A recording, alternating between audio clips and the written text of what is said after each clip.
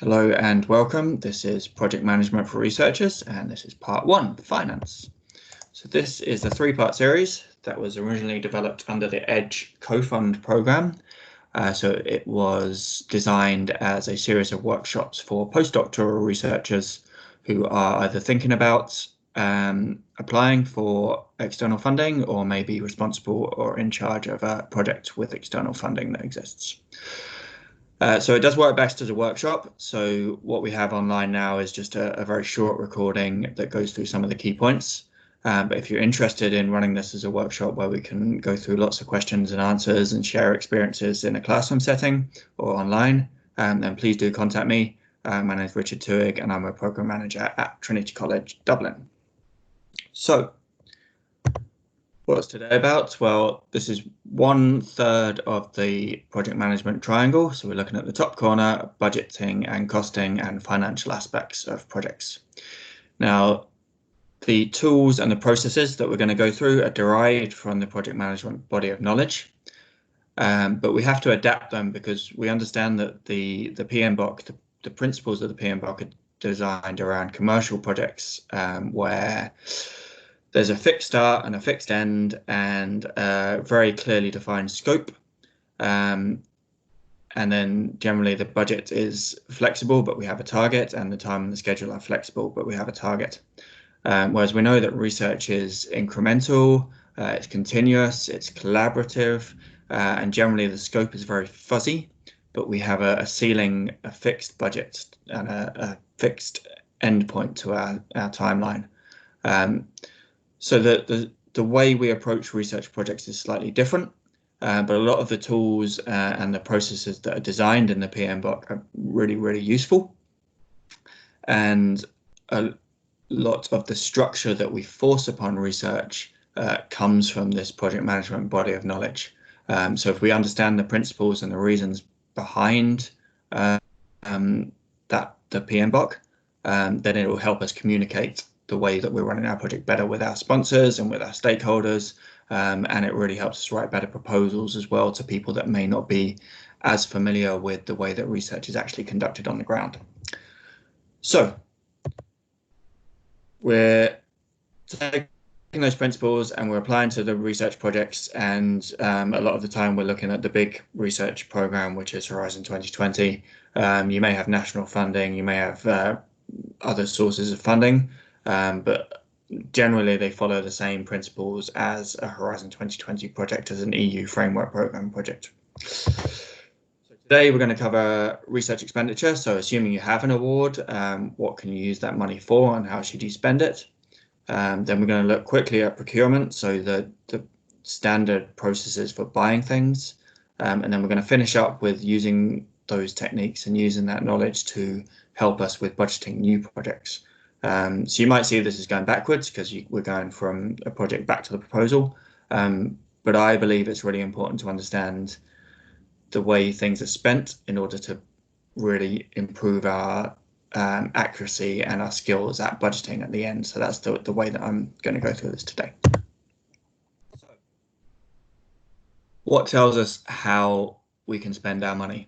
I've put 5 levels here that go down from the laws and the legal requirements of the country that we're operating in, down through the policies of the institute that we're working in, and then the research contract that defines the actual project terms.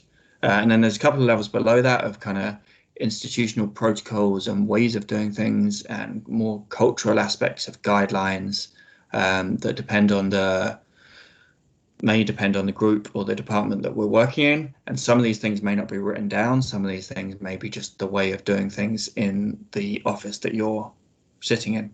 But these are all very important things to be aware of so we don't trip ourselves up in the way that we're managing our finances.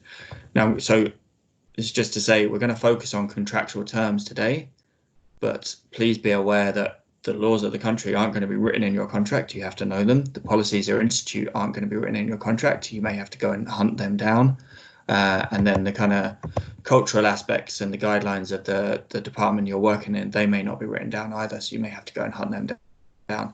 So I can only tell you about the contractual terms, just to be aware that there are other rules and regulations and ways of doing things that affect the way that you spend your money. So in this slide, I want to talk about general contracts. I'm not specifically talking about research contracts here. This is just the way that contracts are set up in general in real life, maybe outside of a university, maybe inside the university.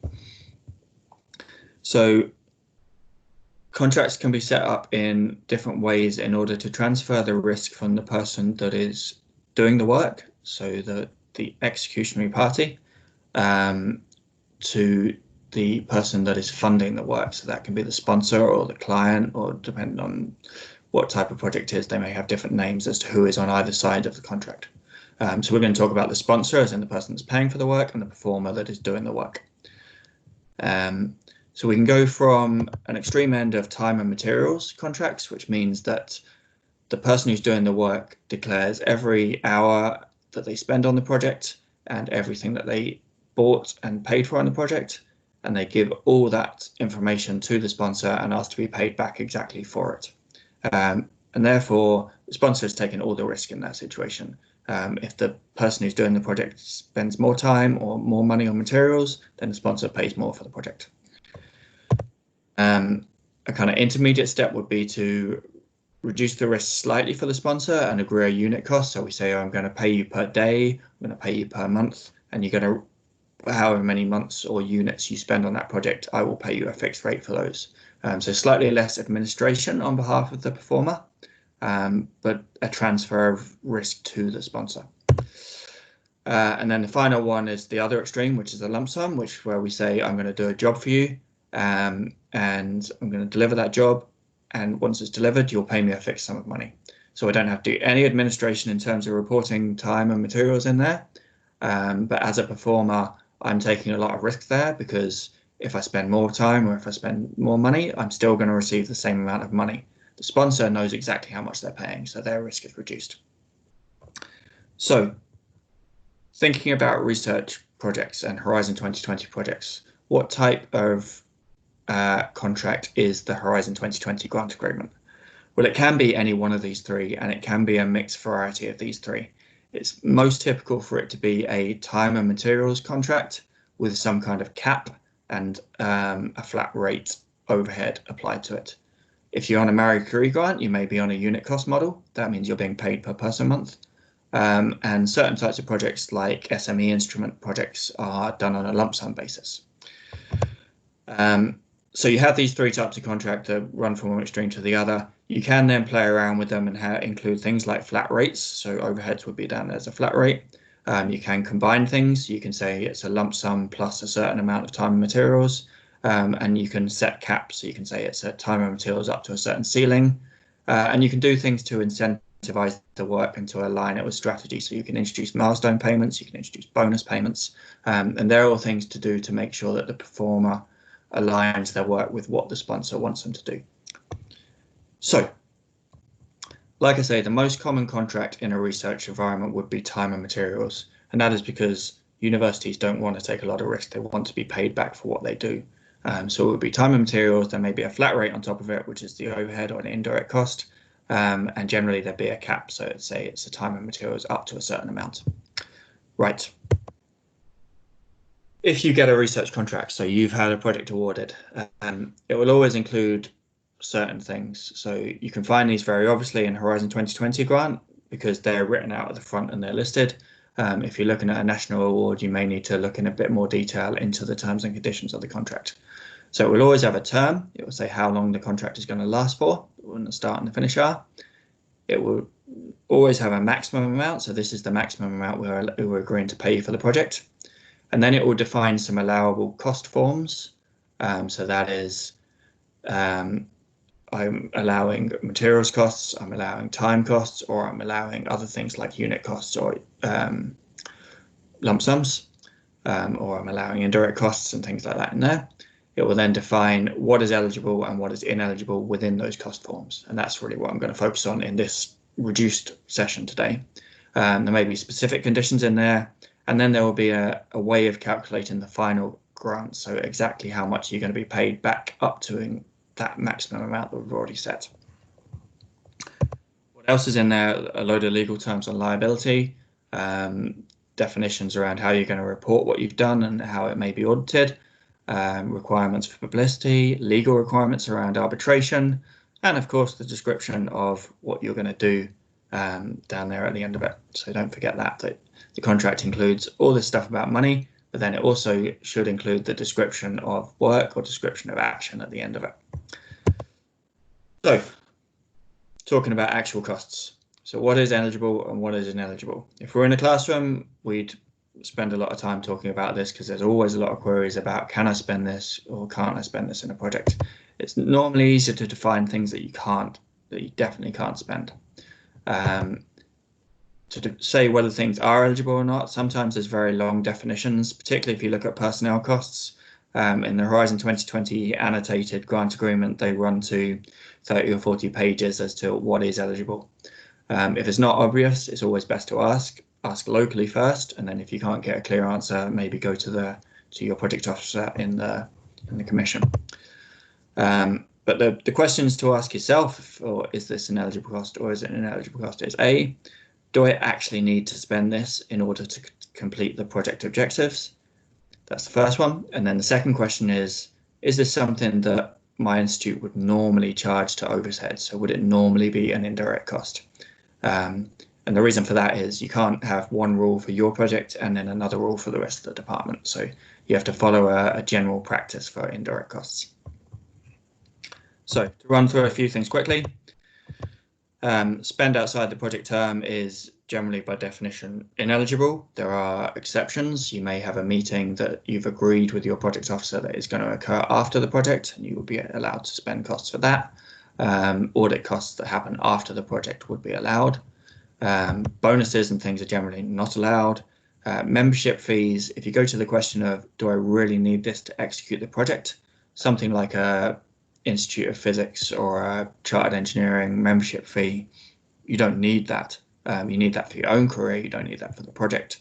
So those things you wouldn't be able to charge as direct costs. It may be different if you're on a fellowship grant where you say, well, I do need this because the purpose of the project is my career. So then there'd be a bit of a grey area around it. But generally, if it's an innovation action, if it's a research action, you wouldn't need a membership to execute the project. That would be something that you'd have to spend yourself. Things like printing and stationery, postage, normally they'd be charged as indirect costs within your department. So therefore, you wouldn't be able to charge them specifically to the project unless it was something that was specifically linked to a project task. Personal computers. This is something that is often debated.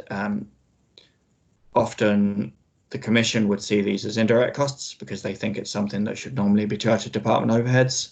Universities would like to say that computers are assigned to people who wouldn't be there unless they're there to execute the project, and therefore they would be charged a direct cost. If it's already in the budget and it's pre-agreed, then you can have it as an eligible cost. If it's not, then you may need to clear that kind of thing with the project officer. Bank charges, currency exchanges are normally not allowed. Sometimes you can make money through currency exchange, so you wouldn't want it to be an eligible cost on the grant. Anything charged to another project or reckless expenditure or sunk costs, that's the cost of preparing a project before the project starts. All these things are by definition ineligible. So a couple of category examples. So personnel costs, some of the key rules. So you can charge everything that is related to employing a person to the grant. So that includes their salary, but it also includes any taxes, national insurances, anything that go on, pension payments, anything that go on top of a salary.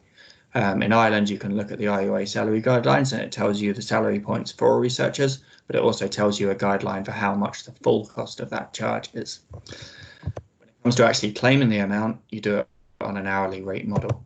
So this is, in a university, this is something of a circular exercise because there's no real slack. You can imagine in a commercial situation, you would come to the end of the month, you'd tot up the hours that you worked on a timesheet, you'd have your hourly rate and you'd charge that to the grant. In a university, there's no slack in this, so you would generally work out that hourly rate based on the total number of hours it's possible for you to work. So what you do is you have a timesheet that goes up to a certain amount of hours, and you have an hourly rate that's determined by a maximum amount of hours, and you'd multiply them together and you come to the number that you started with. However, the Commission do need to see that exercise, so they need to see the timesheets and they need to see the determination of the hourly rate. Capital equipment is another kind of sticky area. So what is eligible is the depreciated value of a piece of equipment. So to describe what that is, your institute will have a procedure by which assets over a certain value are capitalized, and that means that they're declared on the balance sheet as a fixed asset, and they're declared to have a decreasing value over time, and you are allowed to charge that depreciated value to the grant. So this is a policy that is applied consistently at institute level, and to be aware, you capitalize the purchase, but also all the installation costs around that purchase. So if it's a large piece of equipment and there's a lot of commissioning costs, that all gets lumped together as the capital cost of the equipment. So an example of how that would be calculated, the eligible cost is the proportion of time that this equipment is used on the project multiplied by the depreciated cost over the term of that use. So say I have a piece of equipment that the install cost, so everything that is related to installing that equipment plus the purchase price, comes to 60,000 euros. My institute has a threshold of 20,000 euros. Above that, it says it's capital cost. So this falls into the capital cost category. Its policy is it's depreciated over a 5-year term. My project is going to use it 100% for 2 years, and I need to prove that. So I need to have some kind of logs to say that this was 100% used on my project and not used on anyone else's projects. The eligible cost, therefore, is 100% time use multiplied by 2 out of the 5 years, multiplied by the installed cost. So I can charge 24,000 euros of this cost to the project. So where's the missing 36,000 euros come from? This is your problem as a PI. You may have other projects that can use it beyond the term, so you may be able to say, I'm going to use it 2 years on my project, and then it'll be used for the next 3 years on another project. It may be something I have to negotiate with my department as to whether it can be paid out of indirect costs or whether it can be put out for charge and somehow recoup the other money that way. Audit costs. Well, audits. So an audit happens after the project, so you may be gone by the time it happens. That doesn't mean you shouldn't worry about it, and it doesn't mean your finance department doesn't worry about it, and a conscientious finance department will do everything at the reporting time that they need to do to prepare for an audit that may be happening 4 or 5 years later. So whenever they do their reporting, they will ask you for timesheets, so to prove the number of hours you worked on the project. You will also be asked to keep everything like travel records, holiday records, meeting agendas for meetings where things are charged to the project or where people travel for the project, all the ledger records for everything that was ever purchased. So the finance department generally has this. All the procurement paper trails, particularly for big pieces of equipment, and your research notebooks to show what you were working on while you were charging costs to the project. So these are all the records that you need to keep in case of an audit, and these will need to be wrapped up at the end of the project, ready for an audit that may be happening 2 or 3 years later. Good. One slide on change management, and I'm going to cover change management more in part 3, which is to do with scope management. But most of the changes in a project happen around the finances. Once you've been awarded a project, it's more or less up to you what you do with the budget. So if you need to move things around between categories because you have excess budget in one area and not enough in another area, normally you're allowed to do that. It's your responsibility. It's also your responsibility to deliver the project. So if you make that kind of change, it's something that you need to think about whether that impacts your ability to deliver the project. In Horizon 2020, generally they only have a formal process when big things happen, like a partner leaves or a partner terminates, or you need to change some money to subcontracting. I'm going to cover subcontracting later in this session. If there is a budget transfer to a category that doesn't already exist, you may need an amendment. If it's a budget transfer between partners or between categories within a partner where everything already exists, normally you handle that yourself. If there's a change in end date, such as a no-cost extension, or the kind of difficult one to get your head around is if there's a significant change in task actions, and that's what we're going to talk about in scope management. Right, procurement. So procurement is something that happens in pretty much every organization, and it always follows the same process. So if you learn this process once and you move to a different organization, you move out of academia, what you learn here will always apply. But it's good to know all the terminology, and it's good to know the sequence of how things happen. So the purchase order process. What is a purchase order? A purchase order is another kind of contract, right? So it's a contract for buying a certain thing from somebody else. So all the things that we talked about earlier that relate to contracts also apply to a purchase order. It's just a simple standard form of contract. The way a purchase order is developed, it starts with a request for a quote. So I go out to my suppliers, or a single supplier or many suppliers, describe what I want to be done and ask them to quote me how much it will cost. I receive those quotes and I select the one that I want to buy. I can then issue a purchase order, and at this stage you may hand everything over to a buyer and everything happens automatically without you being aware of it. If it's a big purchase, I'd still recommend you try and follow every stage through, try and get hold of a copy of the purchase order. Don't just let it all happen, because it's your relationship with the supplier, and if anything goes wrong, they're going to come to you. They're not going to go to the buyer.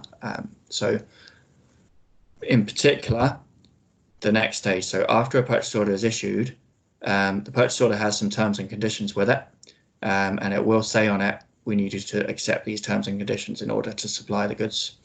So there should be some kind of acceptance from the supplier to the institute to say, yes, we accept terms and conditions in the PO, and we're going to supply what we've agreed. A lot of time this acceptance gets missed. If it's a big order, if it's a piece of equipment, if it's something complicated, I'd really make sure that this stage happens. Once the PO is accepted, the supplier is going to do the work or provide the service, and then there's going to be some way of acknowledging that that service or product has been delivered. So there'll be a receipt, it may be a delivery note, it may be something where you have to go into a system and tick and say, yes, this has been done. Once it's been receipted, the supplier is able to send an invoice, and then the supplier gets paid. So this all happens in sequence, and in order for that payment to happen, the invoice must exist, the receipt must exist, and the purchase order must exist. They're the three key things. However, there also does need to be a quote and does need to be a PO acceptance for everything to be correct. So you should look for all these documents. Things to be aware of: terms and conditions exist at every stage. So the quote comes with terms and conditions, the purchase order has terms and conditions, the receipt and the invoice will have terms and conditions for payment. It's kind of your job to make sure that they're all aligned and there's no conflicts between terms and conditions at each stage. Think about credit periods, so that the whole process is an exercise in credit. So people are doing work for you for free up until they get paid, and they may get paid 30 days after they get invoiced. That's the standard period. If things get delayed, if any of these documents is missing and payment is delayed, and you're dealing with a small supplier, that can cause them real difficulties. So they need to pay people, they need to pay their own suppliers. So in order to keep your suppliers happy, keep a good relationship with them, do make sure that they get paid on time. A little bit about suppliers. So how to choose a supplier.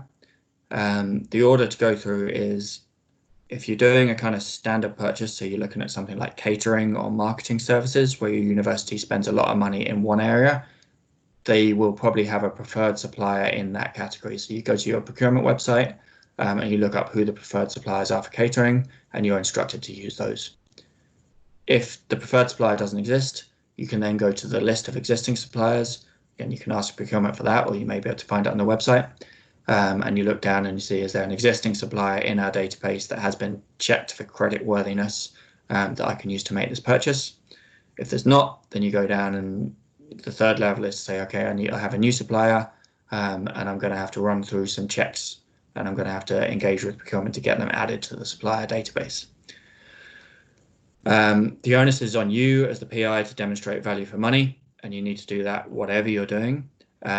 but your institute will normally define some thresholds to force that to happen. So they say over 5K, you need to get 3 quotes. Over 20K, they'll force you into a formal tender process. But even if you're buying something less than 5K, you will be instructed in your contract with your sponsor to demonstrate value for money. So you should be sure that you're getting the best deal. That doesn't mean you have to buy the cheapest thing. Value for money means that you're buying the best product or service to suit your needs at the lowest price. So there is that requirement first to buy the right thing. A couple of things to be aware of. Your procurement department may say, oh, we don't want to add this supplier to our database. We don't want to go through this exercise for just a one-off purchase, so therefore go ahead and use a credit card purchase. But that has to be done with the approval of procurement. Please try and avoid doing things on personal expenses and claiming them back. Even if someone like your PI says, oh, just go off and buy it, you really have no guarantee that you will be paid back by expenses. If things have not followed the right procedure, or you've bought from somebody that you shouldn't have, the university has no real reason to pay you back for a personal expense in that case. I've done the expenditure, I've done the procurement. I'm going to spend a very brief time, and we'd spend more time if we were doing this in classroom session, on how to budget for a new project. So that is using what we've learned to make better plans. Going back to the project management body of knowledge, they recommend that you'd have at least 3 times that you would do your budget. So you would do a scoping budget, or it's just an order of magnitude estimate. And then when you start properly planning for your project, you would do a budget estimate. And then at the end of the planning phase, you'd have a definitive estimate. And the accuracy of your budget would increase in accuracy, so decrease in range as you go from one stage to the next. So if we think about research plans, you probably have an order of magnitude estimate in your proposal budget. Your planning phase, that may occur just before your project if you are in position and ready to start your project and you're employed by your institute. If it's a kind of fellowship where you arrive on day 1 and start your project, then your planning phase may be the first month of your project. But you should go back to your budget and revise it and improve the accuracy of it. The other thing is we have a situation in research where it's a fixed ceiling, right? So having a plus 75% or plus 25% bound on our budget accuracy isn't acceptable for us. So we need to look at setting the highest level we can in order to make sure that we have enough money to execute our project at the end of it. How do we prepare a new budget? Well, I'm going to talk a lot more about estimating in the scheduling session, so the next session in this series. But estimating is a skill that can apply to many aspects of project management.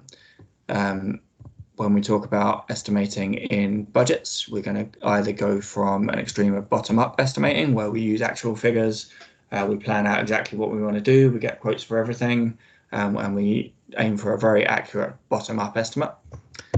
The other way to do it would be to go for the maximum that is allowed in the project, or the maximum that we think is acceptable in the project, and work backwards from there. And that's a kind of top-down estimate. So from the other side, the middle ground would be to use historical data, look at comparable projects and norms, and do an exercise in adapting what we know from existing projects to apply them to our own projects. And the important thing there is how much do we trust that historical data? So where do we get our information from? And the final one is maybe we just have an educated guess. And again, I'm going to talk a lot more about educated guesses in scheduling. But the important thing is, however we set our budget out in our proposal, when this turns into a research contract, that's going to set the maximum ceiling for our project. So we need to make sure that our budget definitely includes enough to execute the project. The sequence is, my recommended sequence for this is, so we're going to start off with a bottom-up estimate. So as far as we can, we're going to estimate direct costs. We can do that for personnel because we can say we're going to have a certain number of people working on our project. We can look up salary scales. We can come up with a decent estimate of the direct costs. Capital equipment we can do. auditing costs and things like that we can include. Following the way that our institute sets up our budgets, so you should be able to get a template for this for your institute. You can apply things like indirect costs, any policies around redundancy costs. If it's a commercial supply, so it's a commercial research project, we may have to apply things like taxes. If it's a consortium budget, we then combine this with a whole load of partner costs. If there's subcontracting involved, I'm going to explain what subcontracting is on the next slide, then we'd add in those costs. Then we're into an iteration of looking at the total budget that we've calculated and comparing it to the maximum budget allowed for the call, but also historical data from other projects that we're aware of, anything that we know about how things are done in our department or norms for projects on this particular call, and comparing our total with those totals. And then we can go back to our original estimate and improve it. We may do this iteration once in our proposal, but then we should do it again once the project is approved in our planning phase at least twice. Right, subcontracting. When is a supplier a subcontractor? And this is a specific definition that applies to research projects. So this may be different from outside of academia and outside of research projects. We say a subcontractor is somebody who does a task that is written into the project plan that we would otherwise be doing ourselves. So in your work packages, in your description of work, you will have work packages and you will break them down into tasks. If one of those tasks is something that somebody else is going to do, that is a subcontract relationship. If it's just something I'm buying to support a task that I'm doing, that's a supplier. So that's not a subcontractor.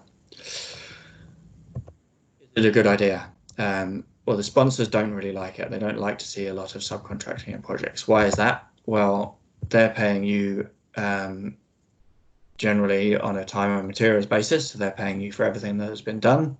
If you then go and pay someone else to do part of the work that you should be doing, then there's an inherent profit in that is going to somebody. So that's public funding going towards a profit relationship. Therefore, they say that you don't get any overhead for that. So they take overhead off subcontracting. So this reduces the amount of indirect costs that are going to your department, to your university. The other thing is to consider the risk. So generally in a subcontract, you transfer the risk of doing the work to your subcontractor. So you're saying, I don't want to do that particular work because I can't do it, or because I'm not the best person to do it. So I'm going to hand it over to somebody else to do, and they're going to take the risk of doing that. However, from the sponsor's point of view, you're still responsible for their work. So if that subcontractor fails in what they're doing, you're going to have to go and do it again with another subcontractor or do it yourself. And you're not going to be paid any more money for doing that. So you're taking on a different kind of risk. You're transferring some risk to the subcontractor, but then you're transferring that to a different kind of risk within your project. Last one is to mention consortium budgets. And again, we'd spend more time with this in a workshop and look at particular, we do a lot of work on cash flows and how they work out within consortiums. So if you're taking on a coordinator role, all the payments are going to come through you. So the funder or the sponsor pays you and you distribute all the money to the partners. So at the proposal stage, you collate everyone's budgets and you put them together into a single budget for the consortium. And therefore, you are going to be relied on to use your expert knowledge to help partners that are less experienced in research. So that's why the coordinator is normally the most experienced partner in the consortium. Things to be aware of in particular are small companies, people that are not familiar with research projects. Maybe they've never done a Horizon 2020 project or a national project before. And also they are more likely to have cash flow implications.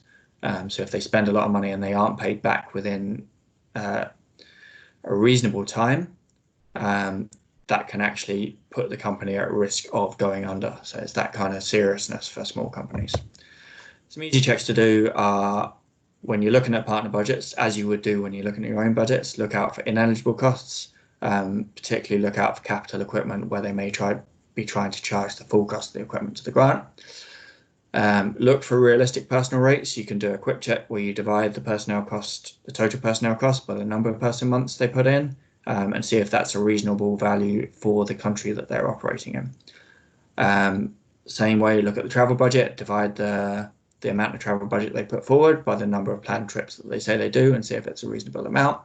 And look at the ratio for materials to personnel costs. If it's a very high ratio, so there are a lot of materials compared to the amount of personnel ratio, that's a flag that maybe they're not budgeting quite right, because in research projects, we really expect personnel to be 85 to 90% of the budget, unless there's big clinical trials or other things that change that ratio. We really think that most of the costs are going to be personnel costs. Quick recap of what we said in this session. Like I say, this was a short session. We'd probably spend an hour and a half to 2 hours in a classroom setting. I've been through funding agreements. I've been through eligible and ineligible costs. We've looked at standard procurement processes. And then we finished off looking at budgeting for new projects and consortium budgets. This is part one.